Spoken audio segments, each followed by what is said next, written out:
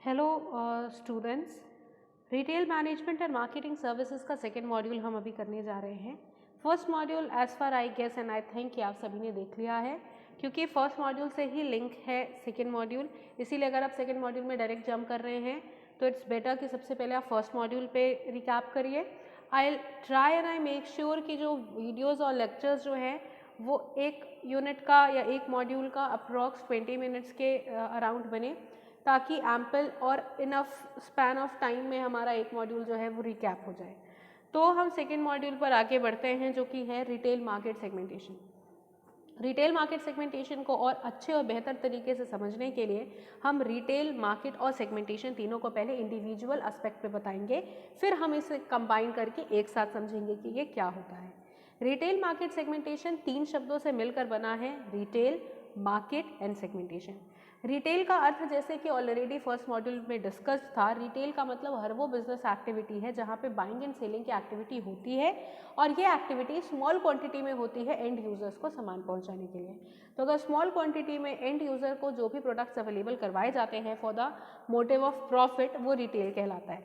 जिस स्पेस पे ये सारी एक्टिविटी होती है वो कहलाता है मार्केट, और उस मार्केट को कर दिया जाता है जब बंटवारा या कर दिया जाता है बाइफर्केटेड या सेगमेंटेड, तो कहलाता है रिटेल मार्केट सेगमेंटेशन। और अच्छे से समझने के लिए इसके इंट्रोडक्शन को समझना बहुत ज़रूरी है। इंट्रोडक्शन के हिसाब से और इंट्रोडक्शन के अकॉर्डिंग रिटेल मार्केट सेगमेंटेशन एक ऐसा प्रोसेस है जिसमें कस्टमर्स को आइडेंटिफाइबल ग्रुप में डिवाइड कर दिया जाता है। ये आइडेंटिफाइबल ग्रुप बनते हैं उनके रिक्वायरमेंट्स और नीड के बेसिस पे। फॉर एग्जाम्पल, अगर मैं एज अ रिटेलर अपने मार्केट को बाइफर्केट करती हूँ या सेगमेंट करती हूँ, दैट मीन्स मैं अपने कस्टमर्स डिवाइड कर रही हूँ। इट डजंट मीन कि रिटेलर्स डिवाइड हो रहे हैं। इट मीन्स एक रिटेलर अपने कस्टमर्स को डिवाइड कर रहा है, और इस प्रकार डिवाइड कर रहा है कि हर एक तरीके की बेसिक वांट एंड नीड या रिक्वायरमेंट एक आइडेंटिफाइबल ग्रुप में हो, दूसरी तरीके की नीड्स दूसरे आइडेंटिफाइबल ग्रुप में हो। फॉर एग्जाम्पल, मैं एक ऑटोमोबाइल्स की रिटेलर हूँ। अब मैं उस पर भी अपने मार्केट को सेगमेंट कर दूंगी कि ये मेरे वो कस्टमर्स हैं जिनको हाई एंड गाड़ियों की रिक्वायरमेंट है, तो वो एक अलग आइडेंटिफाइबल ग्रुप में क्रिएट हो जाएंगे। फिर मैं एक आइडेंटिफाइबल ग्रुप बनाऊंगी, ये मेरे वो कस्टमर्स हैं जिनकी नीड क्रेडिट परचेज पे EMIs के बेसिस पे ज़्यादा हैं। तो हर तरीके के आइडेंटिफाइबल रिक्वायरमेंट उसके प्रोडक्ट और सर्विस की, उनके बेसिस पर अगर मैं अपने मार्केट को, अपने कस्टमर्स को डिवाइड कर दूं, तो ये प्रोसेस कहलाता है मार्केट सेगमेंटेशन।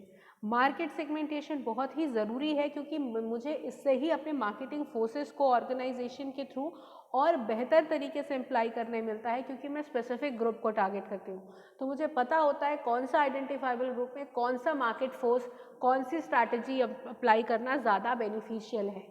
तो अगर आप लार्ज लेवल पे चीज़ें करेंगे तो आपके साथ बड़ा ही केओस हो जाएगा कि आप कौन सी स्ट्रैटेजी लगाएं, क्योंकि हर कस्टमर्स की अलग सेंस होता है, अलग तरीके के रिक्वायरमेंट्स होती हैं, तो सब में एक तरीके की स्ट्रैटेजी फुलफिल नहीं होगी।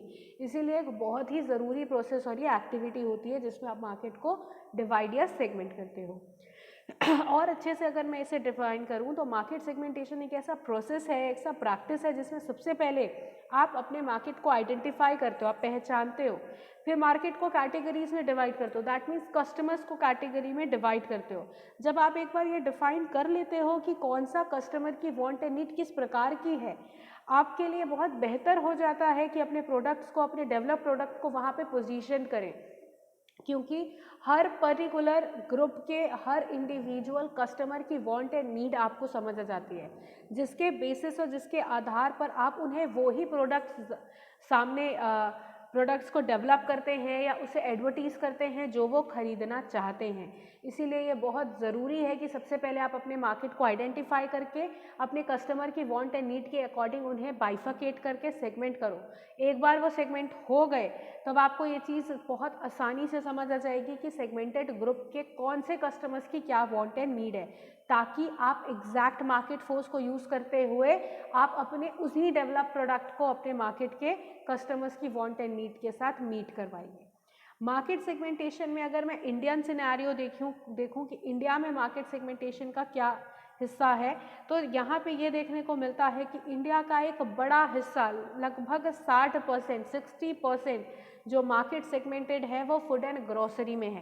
दैट डजंट मीन कि 60% रिटेलर्स फूड एंड ग्रोसरी का काम करते हैं, that mean 60% customers food and grocery की डिमांड करते हैं। भले वो 10% रिटेलर्स के थ्रू हो, लेकिन कस्टमर की जो डिमांड होती है अपनी बेसिक दिनचर्या की, उसमें सबसे बड़ा डिमांड जो 60% का डिमांड है लगभग, वो फूड एंड ग्रोसरी का होता है। उसके बाद बचा कुचा जो है apparel, mobile, telecom, food services, इस तरीके से वो बाकी ज्वेलरी, इस तरीके से अदर्स और एक्सेट्रा में डिवाइडेड है। तो ये इंडियन सिनेरियो है लेटेस्ट रिसर्च के अकॉर्डिंग, क्योंकि इसके बाद कोई रिसर्च हुआ नहीं है। तो 2013 के बाद अभी भी जो रिसर्च हुआ था उसमें भी यही सामने आया है जो आप लोगों को दिख रहा है। तो रिटेल मार्केट सेगमेंटेशन में इंडियन सिनेरियो भी हमें समझ आ गया। अब हमें ये देखना है कि एक रिटेल मार्केट सेगमेंटेशन की इंपॉर्टेंस क्या है। अगर एक रिटेलर इतनी मेहनत से अपने कस्टमर्स को आइडेंटिफाइबल ग्रुप में डिवाइड करके उन्हें पोजीशन करता है अपने डेवलप प्रोडक्ट का, तो इतनी मेहनत करने के क्या इंपॉर्टेंस या एडवांटेजेस होते हैं। अगर रिटेल मार्केट को सेगमेंट किया जाता है तो उससे आपकी local market opportunities better position पे आती है। आप अपने रिसोर्सेज को इफेक्टिव यूटिलाइज कर सकते हो क्योंकि आप स्पेसिफिक उतने ही लोगों से टारगेट कर रहे हो। आपका कंपटीशन इफेक्टिव हो सकता है क्योंकि अब आप सेम बेस को कॉम्पीट करोगे। वहाँ पर आपको पता होता है कि आप भी स्पेसिफिक ग्रुप से हो और दूसरा रिटेलर भी उस स्पेसिफिक ग्रुप से है, तो बड़ा ही फेयर कंपटीशन होता है। मार्केटिंग प्रोग्राम्स लगाना बड़ा ही आसान हो जाता है। जितने एडवर्टीजमेंट हैं, ऑब्जेक्टिव्स हैं, वो प्रिसाइज हो जाते हैं। तो इस तरीके से कुछ एडवांटेजेस या कुछ इंपॉर्टेंस है जो मार्केट सेगमेंटेशन करने से एक रिटेलर को मिलते हैं। इसके बाद अगर मैं इसे ही पॉइंट में डिवाइड कर दूं या बाइफर्केट कर दूं, मुझे ये समझ आता है कि एक मार्केट सेगमेंटेशन के एडवांटेजेस को मैं कुल 6 प्रकार से बाइफर्केट कर सकती हूँ हेडिंग्स में। जैसा सबसे पहले, एक मार्केट सेगमेंटेशन से स्टोर लोकेशन को डिसाइड करना बड़ा आसान हो जाता है क्योंकि मुझे पता होता है मेरे टारगेट कस्टमर्स की वांट एंड नीड कहाँ है और मैं उन्हें कहाँ अट्रैक्ट कर सकती हूँ। इसीलिए मैं उनका जो मेरा स्टोर आउटलेट है, जो मेरा स्टोर लोकेशन है, वो भी उनके ही अकॉर्डिंग डिसाइड करूँगी। मर्चेंटाइज असॉर्टमेंट्स, जो मेरे मर्चेंटाइज हैं जिनको जिस तरीके से डिस्प्ले में रखना है, जैसे लोगों को पहुँचाना है, उसे डिसाइड करने में भी मुझे काफ़ी सुविधा मिलती है। कौन कौन से प्रमोशनल कैंपेन्स लगाने हैं, प्रोडक्ट को कैसे पोजीशन करना है, रिटेल मार्केट मिक्स का कौन सा प्रोग्राम यूज़ करना है, ये सब भी रिटेल मार्केट को सेगमेंट करने के फ़ायदे के रूप में एडवांटेजेस के फॉर्म में आते हैं। आप कंज्यूमर बिहेवियर को अंडरस्टैंड कर सकते हो क्योंकि आपको पता होता है कि वो कौन से वांट एंड कौन से नीड की डिमांड रखते हैं और उन्हें आप वो मीट करा पा रहे हो या नहीं करा पा रहे हो। तो ये कुछ रिटेलर को मिलने वाले एडवांटेजेस होते हैं। अब बात होती है कि ये रिटेल मार्केट आखिर होता कैसे है, ये मार्केट जो है सेगमेंट आखिर कैसे होता है। तो मार्केट सेगमेंटेशन का एक जो तरीका है वो इस प्रकार है कि मार्केट को सेगमेंट कुल 4 प्रकार से किया जा सकता है। सबसे फर्स्ट, कंट्रीज जियोग्राफी के तरीके से।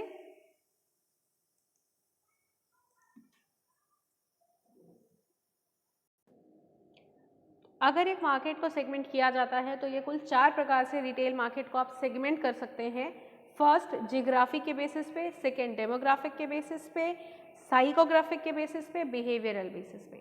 सबसे पहला आता है डेमोग्राफी या सबसे पहला आता है जियोग्राफी। अगर मैं अपने रिटेल मार्केट को सेगमेंट करती हूँ on the basis of nation, territory, local regions, तो अगर मैं उनको अपनी टेरिटरी या एरिया के अकॉर्डिंग डिवाइड करती हूँ कि ये मेरे मार्केट हैं जो छत्तीसगढ़ के, ये मेरा मार्केट जो एमपी का है, ये मेरा मार्केट है जो रायपुर का है, या ये मार्केट है पंडरी का है, किसी भी लार्ज या स्मॉल लेवल पर अगर मैं टेरिटरी के बेसिस पर अपने मार्केट को सेगमेंट करती हूँ तो that is the basis of geographic segmentation. Second, demographic segmentation. अगर मैं अपने मार्केट को सेगमेंट करती हूँ on the basis of profile of the customers, उनका age, gender, family, education, income किस प्रकार का है, ये मेरे इस एज ग्रुप के कस्टमर्स हैं, ये मेरे इन जेंडर के कस्टमर्स हैं, ये इस एज ग्रुप के कस्टमर्स हैं, और अगर उनके अकॉर्डिंग मैं अपने कस्टमर्स को डिवाइड करती हूँ तो that is called the basis of demographic segmentation. Now psychographic and behavioural. Psychographic and behavioural में डिफरेंस ऐसा होता है कि अगर मैं इन जनरल उनके लाइफ अप्रोच को, उनके बिहेवियर पैटर्न को, उनकी साइकोग्राफिक को देखते हुए अगर मैं मार्केट को सेगमेंट करूं तो दैट इज साइकोग्राफिक सेगमेंटेशन।